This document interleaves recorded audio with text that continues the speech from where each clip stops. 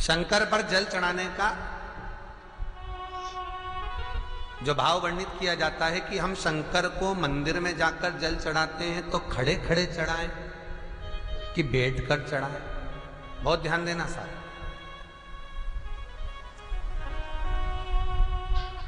शंकर में मंदिर में जाकर हम भगवान शंकर को जल चढ़ाएं तो खड़े होकर चढ़ाएं।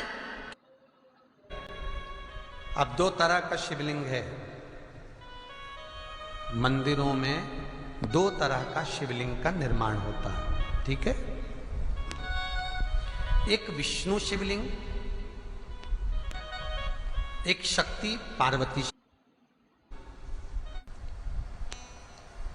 दो तरह का शिवलिंग मंदिरों में होता है, दो तरह का शिवलिंग मंदिरों में होता है, समझ लेना बहुत अच्छी तरह से। एक शिवलिंग वो होता है जो जमीन पर डायरेक्ट जलाधारी रहती है, शिवलिंग रहता है, ऐसी जलाधारी पूरी की पूरी, और शिवलिंग जमीन पर रखा रहता है, भूमि पर रखा रहता है, डायरेक्ट जमीन पर। आप जल ले जाकर चढ़ाए, निकल गया रास्ते से। एक शिवलिंग जो जमीन पर डायरेक्ट शंकर भगवान की जलाधारी और शिवलिंग रखा रहता है, वो शक्ति शिवलिंग कहलाता है। माता पार्वती का हस्त कमल उस शिवलिंग के सम्मुख में। और दूसरा शिवलिंग एक डमरू जैसा होता है। अब वो हम उसको कैसे वर्णन, एक डमरू ऐसा उसका स्टैंड होता है, ऐसा स्टैंड होता है, नीचे शिवलिंग रखने की जगह होती, फिर ऐसा होता है, फिर उसके ऊपर इस तरह शिवलिंग रखा होता है। देख दर्शन करें आप लोगों ने।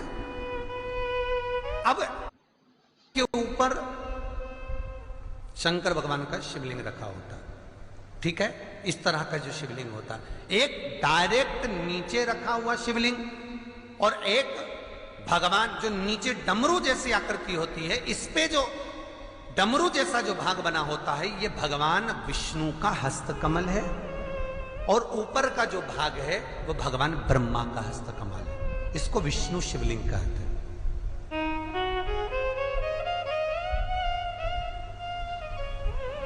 इसको हरीश्वर महादेव भी कहा जाता है। कौन सा महादेव कहते हैं? हरि सर्वेश्वर महादेव। हरीश्वर महादेव भी कहते हैं, हरि सर्वेश्वर भी कहते हैं।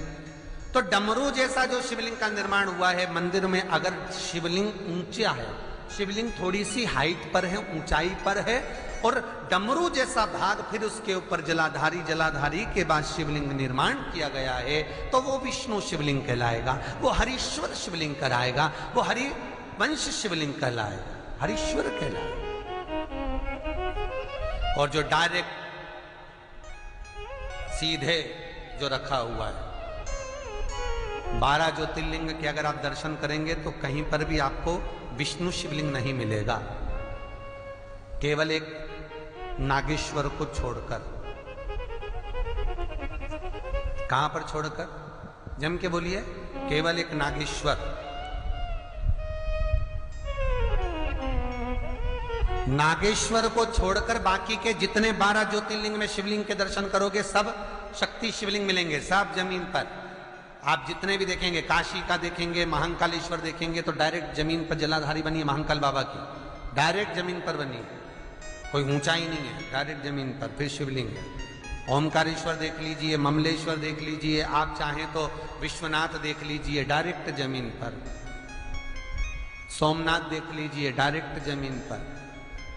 केदारेश्वर देख लीजिए, डायरेक्ट जमीन पर। भीमाशंकर, वैद्यनाथ, डायरेक्ट। आप वैद्यनाथ जी के लाइव प्रसारण कभी चालू कर देखना, डायरेक्ट जमीन पर, डायरेक्ट। तो जितने भी शिवलिंग हैं सारे के सारे शक्ति शिवलिंग हैं। जो डमरू के भाग पर रखा हुआ है वो हरीश्वर शिवलिंग, विष्णु के हस्तकमल पर जो रखा है, तो शास्त्र कहता है आप शक्ति शिवलिंग का जब जब अभिषेक करें, बहुत ध्यान रखना अपनी जिंदगी में इस प्रसंग को श्रावण के महीने में बहुत ध्यान रखना। आपके आसपास में भी मंदिर हो तो उस पर ध्यान रखना। जो शक्ति शिवलिंग हो उस पर जब भी जल चढ़ाना तो बैठकर चढ़ाना, बैठकर चढ़ाना। शक्ति शिवलिंग पर जब भी जल चढ़े, भले शिवलिंग कितना भी ऊंचा हो, कितना भी ऊंचा हो, तो संघी से चढ़ा दो, पर जल बैठ कर चढ़ाइए। भले शिवलिंग ऊपर है, पूरा तरह से हाथ नहीं पहुंचा, जैसे सोमनाथ जी में अब शिवलिंग कितना बड़ा, महाकालेश्वर का शिवलिंग कितना बड़ा, तो उसको तो बैठकर स्नान नहीं करा सकते। भले शिवलिंग कितना भी ऊंचा हो, पर अगर भूमि टच है, शिवलिंग अगर भूमि टच है, शक्ति शिवलिंग है, तो भले आधा शिवलिंग नहाए, आधे पर पानी जाए, पर बैठकर ही स्नान कराया जाता है।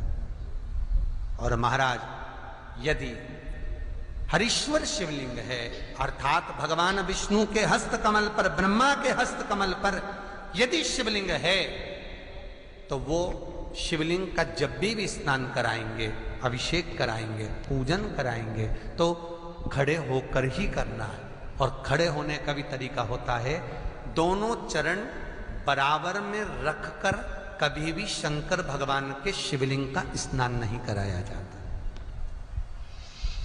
महाराज दोनों चरण बराबर रखकर, अगर हरीश्वर शिवलिंग है, किसी मंदिर में शंकर को जल चढ़ाने के लिए आप गए हो और शंकर को जल चढ़ा रहे हो, तो हरीश्वर अगर शिवलिंग है तो दोनों पांव बराबर रखकर नहीं, एक सीधा चरण थोड़ा सा आगे रखिए और उल्टा चरण थोड़ा सा पीछे रखकर भगवान शंकर का जलाभिषेक करने पर लक्ष्मी जैसे अपने चरण रहते हैं, भगवान शंकर उसी तरह से लक्ष्मी को दौड़ाते हुए अपने घर में प्रवेश कराते हैं।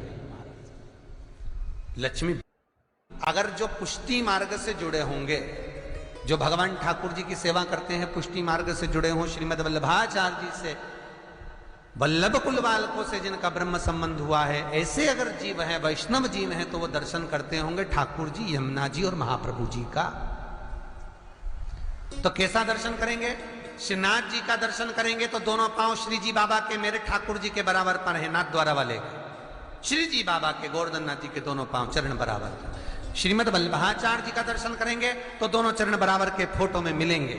पर यमुना जी का अगर आप दर्शन करेंगे, पटरानी यमुना जी का जब दर्शन करेंगे, तो यमुना जी का चित्र का दर्शन करेंगे, तो यमुना हमेशा एक पांव यमुना जी का आगे मिलता है। क्यों? जो वैष्णव ठाकुर का दर्शन करे, श्रीमद वल्लभाचार्य जी के अनुसार भगवत चर्चा करे, उसके यहाँ यमुना भक्ति निरंतर प्रवेश करती जाए, इसलिए भागता हुआ चरण, दौड़ता।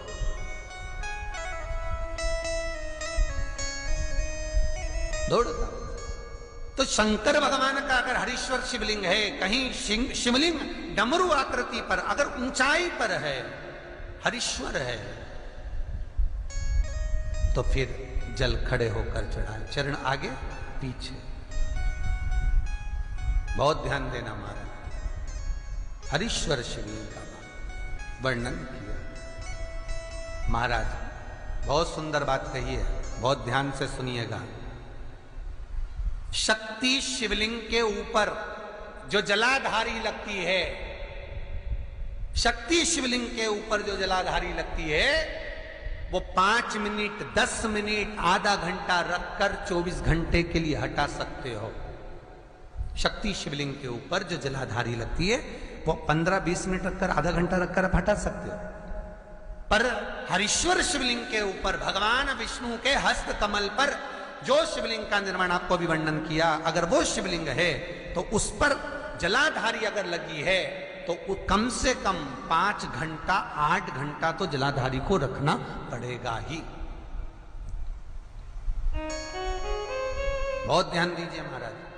शंकर जी की प्राण प्रतिष्ठा करते समय, शंकर जी की स्थापना करते समय, शंकर जी को प्राण प्रतिष्ठित करते समय एक एक चीज का ध्यान करना पड़ता है कि हमें कैसा शिवलिंग रखना है, कौन सा शिवलिंग रखना है, कैसे स्थापना करना है, किस भाव का होना चाहिए। शंकर के मंदिर में शंकर जी विराजे हैं, तो गणेश जी, कार्तिकेय और पार्वती की मुद्रा कैसी होना चाहिए, गणेश जी कौन सी सूंड का होना चाहिए।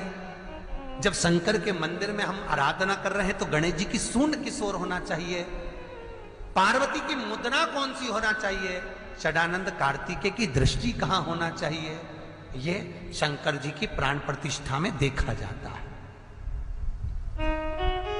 केवल मूर्ति वाले ने बाजार में मूर्ति बनाकर बेच दी और तुम गए, हमें शंकर जी का परिवार दे दो, हमारे मंदिर है छोटा सा, मैं वहां प्रतिष्ठा करना है। तुम बाजार में गए और शंकर जी का परिवार लेकर आ गए, शंकर जी लिया, कार्तिकेय लिया, पार्वती जी लिया, गणेश जी लिया और स्थापना करवा दी पंडित जी से। और बाद में बोली हमको थोड़ी कष्ट हो रहा है, हमको थोड़ी तकलीफ हो रही है, कहीं ये हम जब से लाए इससे तो नहीं हो रही, कहीं इससे तो नहीं। नहीं, गलती तुम्हारी है। तुम तो बस गई और लेकर आ गई। यहां तक शिव महापुराण की कथा कहती है कि तुम्हारे घर की मूर्ति जितनी पुरानी होती है उतना सुख देती है। आपको पहले भी कथा में कहा, दिया और मूर्त पुरानी होगी चलेगी।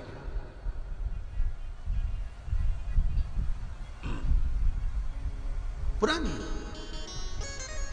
एक फैशन चल गया, छोटे से ठाकुर जी नहीं रखूं, बड़े वाले लाऊंगी लड्डू गोपाल, सेवा अच्छे से हो जाएगी। और जो सास के हाथ के वो अब उनको नहीं पूछे तो दुख नहीं होगा, दुख तो होगा। महाराज, घर में जेठानी के आने के बाद देवरानी आती है और सास देवरानी से बहुत लाड लड़ाती है। छोटी बहू है, ले साड़ी पहन ले, ये ले रकम ले, ये ले हैं। सास जब छोटी को बहुत कुछ करती है तो जेठानी का जिवड़ा जलता कि नहीं जलता? बोला तो सही, थोड़ा बहुत तो लगे, बताओ हमको तो कभी नहीं करा, हमको तो ऐसा कर ही नहीं, हमको तो ऐसा कर ही नहीं। उसी तरह आप नए भगवान लेकर आ गए, नई ठाकुर जी लेकर आ गए और छोटे ठाकुर जी पहले के हैं। भगवान को लगता है बताओ नए से लाड लड़ा रही, उसको वस्त्र पहना रही, आभूषण पहना रही, मुझे आभूषण तक नहीं, वस्त्र नहीं, जैसे हैं वैसे ही लुढ़क जाते हैं, कौन पहनाए? कोई ने कहा इनको क्यों नहीं पहनाती, छोटे हैं पहनाते नहीं बनता, भाव से पहनाओगे सब पहने। शिव महापुराण की कथा कहती है जितनी मूर्ति छोटी होती है, अंगुष्ठ के आकृति से जितनी मूर्ति छोटी होती चली जाती है, उतना सुख प्रदान करती है।